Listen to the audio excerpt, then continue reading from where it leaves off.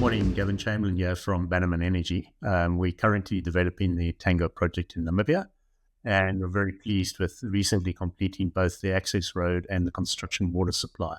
So really looking forward to the future. Gavin, good to see you. Timely update. Lots of conversation, social media and elsewhere, about your inability to access water, apparently. But we're going to rectify that. We're going to talk about where you're at, conversations you're having in country, and maybe do that in the context of being construction ready. Your phrase from last time we spoke. So, water, is it a problem? No, Matt, not at all. So I don't know if you've been following us on X, but you would have seen we published the actual water, construction water flowing into our reservoir on site. So from a construction ready perspective, we have our pipeline installed, pressure tested and operational. So we are now ready from a water perspective to go into construction 100%. So we do not have any issues with construction water. Right, because I think people are concerned about the ability of the desalination plant on the coast to be able to provide enough water for all parties. So how have you secured it, and what does it guarantee you? Yeah, so Matt, in terms of the construction ready, we have a separate pipeline, which is significantly smaller than the main pipeline. And that is a tee-off from the Rossing supply. And we have an agreement in place with NAM Water. We pay for the litres of water that we utilize, and effectively there's sufficient supply there to balance against the water that we require for both earthworks and concrete work. And we've also then got sufficient construction storage on site such that we can build up a day's worth of storage for construction purposes should there be a breakdown in supply on the line. Okay, and so if I may, so there's two things there. One is the water for construction, and two is obviously ongoing operations once it's up and running. So you must try to mitigate against all eventualities. What gives you confidence that the water will keep flowing during construction phase? Aspirations are one thing, delivery is another. Yeah, so Matt, as you know, we've stayed in regular contact with both NAM Water, who are the official supplier of water, as well as with the Uranium plant, which is the operator of the desalination plant. And last week, Werner Ewald, our managing director, met with both parties just to reassure ourselves that our facts are correct. And our facts are correct. At the moment, we have sufficient water to supply us during construction. And by the end of this year, there will be sufficient water actually for the permanent water supply as well. So from a permanent water supply, there's probably two risks that people are worried about or concerned about. The one risk being is that there's no water. So we can reassure you that there will be sufficient water. Both NAM Water and Urana have confirmed this for us. The other issue is potentially a breakdown in supply. In other words, let's say the desalination plant breaks down and they can't have continuous supply. And that's also been addressed in our design. So we've increased our storage capability on site up to 10 days. And that's based on the stats over the last 5 years in terms of breakdown of water supply. And we believe that the 10 days is more than sufficient to supply the operations, not just the construction phase. Right. And as the kind of demand increases, there's lots of people, talking the game of, being able to utilize the Uranium plant's water supply. What are Namibia's plans in terms of increasing the ability to deliver desalinated water inland? Yeah, so Matt, recently the Minister of Agriculture actually announced that they are in the process of finalizing a second desalination plant.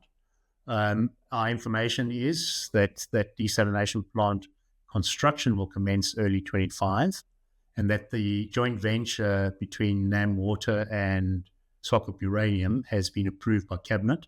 So as far as we can see, everything is a go for the second desalination plant to be constructed in line with and being commissioned prior to us even getting into final commissioning of our own plant. Right, and where's the money coming from? In fact, tell us who Swakop Uranium is. Yeah, so Swakop Uranium, I understand, is a major partner in the joint venture. So the money is coming from Swakop Uranium as well as from the government. Right, and so is that one company, one entity? Swakop Mund is the town. So Swakop Uranium, is that a uranium company, or is it? Yeah, that's the Husep mine, the owners of the Husep mine. So it's a company that owns Husep mine. Got it. Okay, understood. So as far as you're concerned, Well, let's talk about some of the phrase you used before, and you've used a couple of times now, which is construction ready. So there's a bunch of stuff that needs to happen. Um, what's going on at the moment? You've just raised $85 million. I presumably that puts you in good standing to actually do what you need to do. So where are you? Yeah, Matt, that's part of the excitement that's sort of rumbling through the company at the moment is, so we've managed to complete, as I said earlier, the construction access road, and I must say within budget and on time. And we also completed the construction water supply pipeline, also within budget and on time. And I think the interesting thing for us here is that the contractor that did that is the same contractor that we intend awarding the bulk earthworks to. And there's a couple of reasons for that. Is in both those contracts, which is recently completed, we had no safety incidents at all. So we maintained our LTI-free record, and we've found that with the management of the company, they seem to have a really good understanding of what we're trying to achieve from both an environmental and a safety perspective while we're in construction. So not only are they now match fit, but they're match fit to what we want them to be. In other words, they're following the coaching that they're getting from Werner Ehrwald on site, and they're aligned with how we want to move forward in the construction phase. So we intend utilizing that money to do a number of things, but the main thing for us is to actually de-risk the achievement of the final construction schedule. So our project is probably fairly different to most of the other projects in the area, in that most of the work we're doing is earthworks related. So the backbone of the project and the backbone of the project schedule is around the bulk earthworks. And by awarding this contract, we effectively putting another step in place to ensure that we can still achieve our ultimate plan of uranium in the market by 2027. Right, so that's quite a catch-all phrase, earthworks. So can you give me the extent of what that means? Yeah, so there's really three aspects of the earthworks which we regard as critical. But before we even get into those three, is you need to keep in mind that our site is vast in that it's fairly well spread out. The open pit itself is 6 kilometers long. So there's a network of roads that needs to be built to be able to allow us to do the construction in the different areas on the site. So that's first and foremost a logistics issue.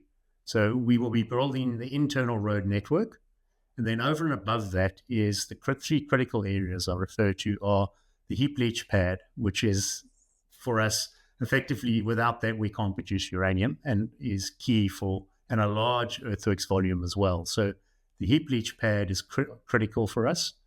The disposal of the ripios onto the ripios dump is another area which is critical because we can't operate the heap leach pad unless we got somewhere to put the ripios. And then the third one is actually the construction of the primary crusher, which is a fairly complex construction, but without the primary crusher, which is sunk into the ground, we can't actually start crushing the material. So the focus will be on those three areas and the road network within the site boundary. Okay, well, what do you mean sunk into the ground? Yeah, so I think this is actually quite an interesting one, is the actual primary crusher sits 10 meters below ground level and about 5 meters above ground level, and then we build a ramp up to it so you can tip into the primary crusher. But it's a fairly complex construction, and I found in my past history is these things are very often underestimated. So as part of my de-risking phase here, as well as what I have managed to do, is secure the earthworks supervisor who physically worked on the HUSAP project's primary crusher construction. So what I'm doing is we found on HUSAP, and as you know, I was involved with HUSAP as a project director, we found the construction of the primary crusher took an awfully long time, longer than we expected. But what I've managed to do now is we've worked with the contractor prior to signing the final contract. We have a proper method statement in place. And on top of that, I've brought in the supervisor who physically worked on the original primary crusher at HUSAP and understands the issues that we had to bolster the team on site. And he's currently already employed, working with the civil engineer to make sure that that all of us, ourselves, the consultants and the contractor, understand the issues around the construction of the primary crusher. And I mean, in a simple way, if I can put it simply maybe, is the primary crusher sits in a rock area. So we have to blast the rock 10 meters down and then effectively blast a little slot into the rock that allows us to build the structure. And when we do that blasting, it's key not to fracture the rock. Otherwise, we lose the stability of the structure. Right. Okay. So, and so how long is that process going to take? The groundwork preparation? So the overall contract is 24 months, but for the actual primary crusher, it'll probably be close to 12 months by the time from start to finish in terms of the primary crusher. Right. And remind me where the energy is coming from for the whole operation? Okay. So for the earthworks contract, we have minimal requirements for power. But right now, we're in the market, busy retendering the temporary power supply, so that by the time we get to the end of the earthworks, we'll also have permanent construction power on site. So we intend to award that contract probably in August and have it completed by the end of this year. And how does Namibia, so the irony of this probably won't be lost, but where's Namibia's energy come from? Yeah, so Matt, given you're an energy company, striving to create green energy around the world. So what about now? What's it look like? Yeah, so power supply in Namibia, I think has been discussed a number of times, is a large portion of it comes from hydropower, but they also buy from neighboring countries. And that percentage of what they purchase from neighboring countries, not just South Africa, they also buy from Zambia and Angola and places like that, but effectively the percentage of power that comes from the neighboring countries is determined by how much water flow they're getting in the hydropower. So it can vary. So I could say to you today is 40% is purchased, but tomorrow it could be 30% and the next week it could be 60%. But effectively the predominant supply is hydro. You know, Namibia needs an SMR. Right, we should just. I want to go back to the heap leach. Okay, so as we've sort of been in the news as a topic, we saw sort of catastrophic failure in the Yukon, Canada. We've seen it last year in Turkey.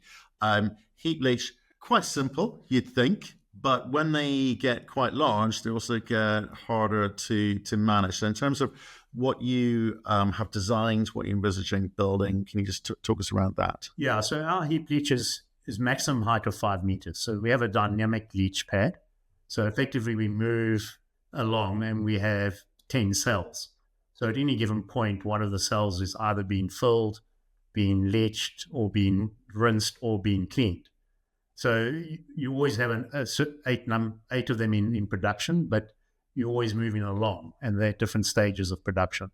So we don't have a heap leach pad or a heap leach that grows higher by the day. It effectively, we clean it and rebuild it, and it never exceeds the 5 meter height. So in terms of safety and security, from the perspective of the leach, we don't see any major safety issues with the 5 meter high heap leach pad. Is this concrete structure which we see as a pilot in a lot of the imagery that you use? Is that what it ends up looking like? No, ours will be an open heap leach. So effectively, we have a flat earthworks platform, and we stack the material on top of the platform and build effectively a heap of sand 5 meters high with side angles. And that is continuous, but it's broken down into cells. Right, fantastic. Okay, understood all of those moving parts. So you've got a whole bunch of money now. Where does this recent raise take you through to? Because I think we've talked in the past, I talked in the past with Brandon, it's like you'll move at the pace that you want to, not, certainly the public market expectation. How are you reading the market? Does timing change? How are you viewing things?